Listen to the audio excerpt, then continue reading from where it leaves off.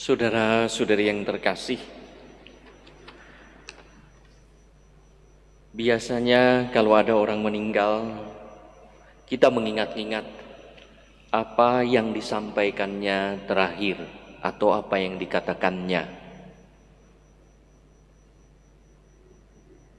Tadi pagi saya mencoba mendengarkan kembali apa yang disampaikan Pastor Abu Kasman WC di mimbar ini untuk terakhir kalinya, yaitu pada tanggal 23 Maret hari Selasa pada misa pagi.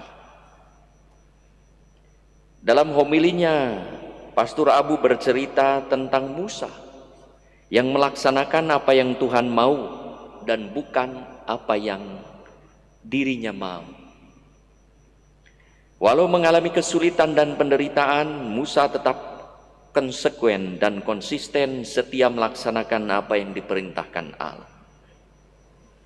Yesus juga mengalami hal yang serupa karena mau melaksanakan kehendak Allah. Tiada pedoman, tiada pegangan lain, tidak ada kemauan lain selain apa yang Allah kehendaki. Segala buah kebaikan yang kita lakukan bukan karena kehebatan kita, tetapi karena buah dari Roh Kudus. Tanpa bantuan Roh Kudus, kita tak dapat berbuat apa-apa. Segala sesuatu yang kita lakukan bukan karena diri sendiri yang hebat dan kuat, tetapi diberikan oleh Allah kepada kita. Maka kita diajak untuk menjaga kesatuan roh dengan Tuhan, setia pada komitmen kita saat dibaptis. Lalu saya kutip kata-kata Rama Abu. Tugas kita setiap hari bersyukur dan bersyukur atas apa yang kita terima. Tuhan memberkati. Kata-kata terakhir itulah juga yang menjadi hidup Pastor Abu, yang selalu bersyukur kepada Allah dimanapun dan kapanpun, hingga tak pernah mengeluh dan berbantah-bantah. Hidupnya menunjukkan damai sejahtera. Ia pernah mendapat berbagai perutusan yang ia terima dengan penuh syukur, baik sebagai pastor paroki, magister. Saya adalah salah satu frater di bawah didikannya sewaktu beliau menjadi magister di Pandu. Sangat kebapaan, ia menjadi sahabat sekaligus menjadi bapa bagi para frater. Ia pernah juga dipilih menjadi prior untuk Pandu. Tetapi karena ada permohonan lain untuk di Cigugur, lalu dari keuskupan juga memohon untuk tetap di Cigugur. Akhirnya saya waktu itu sebagai provinsial meminta kepadanya, Rama Abu, lebih baik tetap di Cigugur, mengundurkan diri sebagai prior. Belum dilantik sudah mengundurkan diri. Mau? Segala sesuatu ia laksanakan demi kebaikan bersama. Bahkan sampai ia juga melayani fungsi-fungsi, beberapa fungsi di Ordo Salib Suci yang penting, baik di kota maupun di desa, ataupun di Roma saat menjalani ongoing formation. Ia jalani dengan penuh sukacita karena ia mempunyai hati. Seperti yang ia khotbahkan terakhir, Musa melakukan apa yang Tuhan hanya mau, bukan maunya sendiri. Demikianlah Rama Abu juga melakukan bukan yang ia maui, tetapi yang Tuhan maui melalui gerejanya. Orang yang bersua dengannya mengalami damai sejahtera. Sebagaimana tadi disampaikan dengan singkat namun padat oleh Pastor Sudarno, bahwa ia mempunyai waktu banyak, tetapi bukan untuk dirinya sendiri, untuk orang lain. Maka ia bisa dekat dengan siapapun, tua dan muda, remaja dan anak-anak, sederhana dan kaya, umat dan masyarakat, serta menjalin relasi yang sangat baik dengan tokoh pemerintah, agama lain, dan masyarakat. Ia pun bisa akrab dengan siapapun, karena yang dibawa dalam hidupnya adalah damai sejahtera, yang tampil sebagai Bapa juga pada saat ia muda. Saudara-saudari yang terkasih, damai sejahtera itulah yang diberikan oleh Yesus kepada para muridnya, terutama secara eksplisit setelah kebangkitan. Dalam Injil Minggu Paskah kedua, yang juga disebut Minggu Kerahiman Ilahi, Yesus menyatakan damai sejahtera bagi kamu sampai 3 kali. Yohanes menunjukkan betapa penting, dan inilah pesan Yesus kepada para muridnya, damai sejahtera bagi kamu. Ia memberikan roh damai sejahtera itu bagi para murid untuk diteruskan kepada siapapun. Para murid dipanggil untuk menjadi agen damai sejahtera. Para rasul dikumpulkan dan dihembusi roh penciptaan baru, menjadi komunitas damai sejahtera yang membawa damai sejahtera kemanapun. Dan itulah yang menjadi awal khotbah Pastor Abu pada tanggal 23 yang lalu, di mana dunia dipenuhi oleh konflik. Kenapa?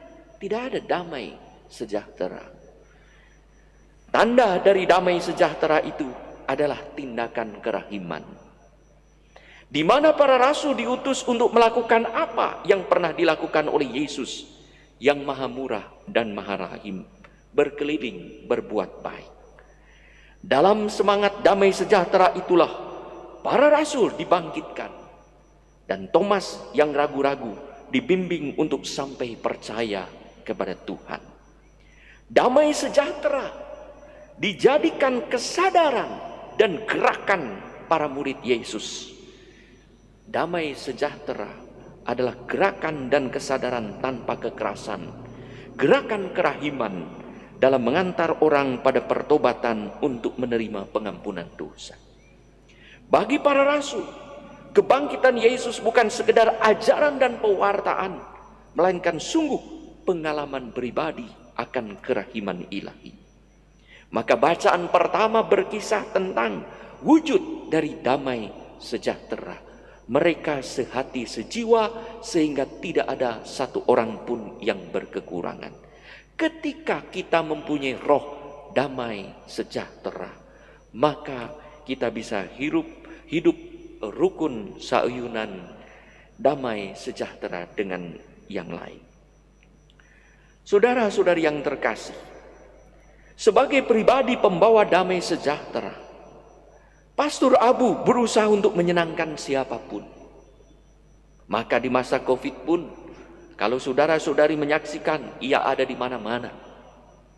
Orang lain memposting di Facebook, di media sosial, ia ada di sini, ia ada di situ, karena ia berusaha menyenangkan banyak orang. Ia tidak bisa menolak apa yang orang minta. Beliau termasuk orang yang berani mati dalam pelayanan, juga di tengah masa pandemi COVID-19 ini. Saat ada orang yang memintanya melayani misa requiem, perminyakan, tak kenal waktu, siang atau malam, sore atau senja, pemberkatan, kunjungan, atau karena keperluan lain.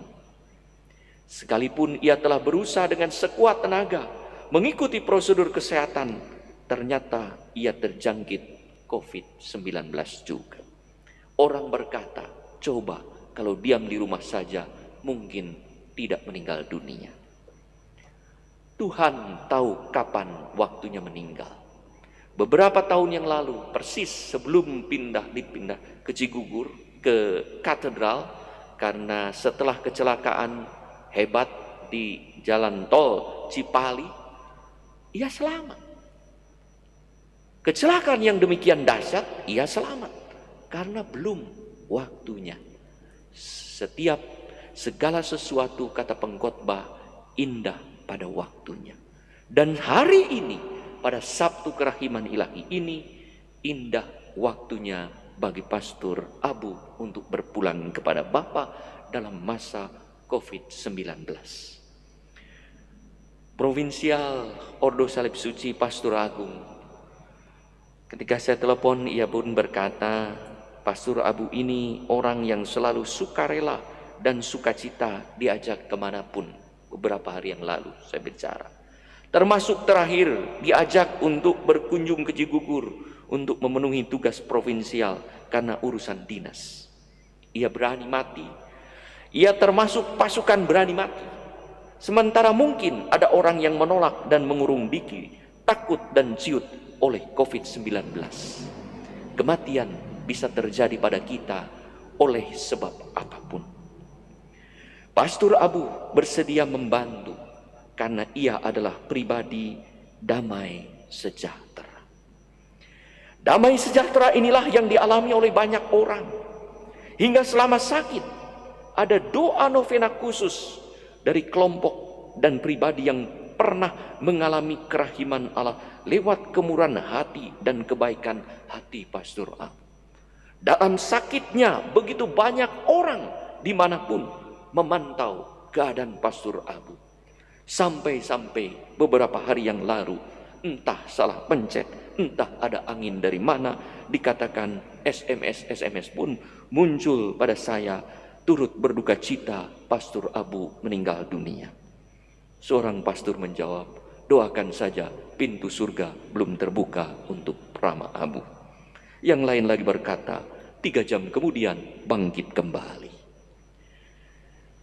Hal itu terjadi karena orang begitu intens memperhatikan Pastor Abu, sehingga ada berita sedikit langsung reaktif dan secara emosional. Demikianlah ketika mengalami tahu bahwa ternyata masih sakit, doa terus-menerus dari banyak orang disatukan. Dan akhirnya Tuhan tahu mana yang terbaik bagi dia. Belas kasih Tuhan, kerahiman Tuhan diberikan pada Rama Abu. Saudara-saudari yang terkasih, Sang Pembawa Damai Sejahtera kini telah berpulang dalam damai sejahtera dan menitipkan damai sejahtera itu pada kita untuk kita teruskan kepada sesama sebagai bentuk kehidupan yang konsisten dan konsekuen sebagai murid Kristus yang setia melaksanakan kehendak Allah. Selamat jalan Pastor Yohanes Kantius Abu Kasman OSC. Doakanlah kami yang masih berjuang untuk menjadi pribadi damai sejahtera.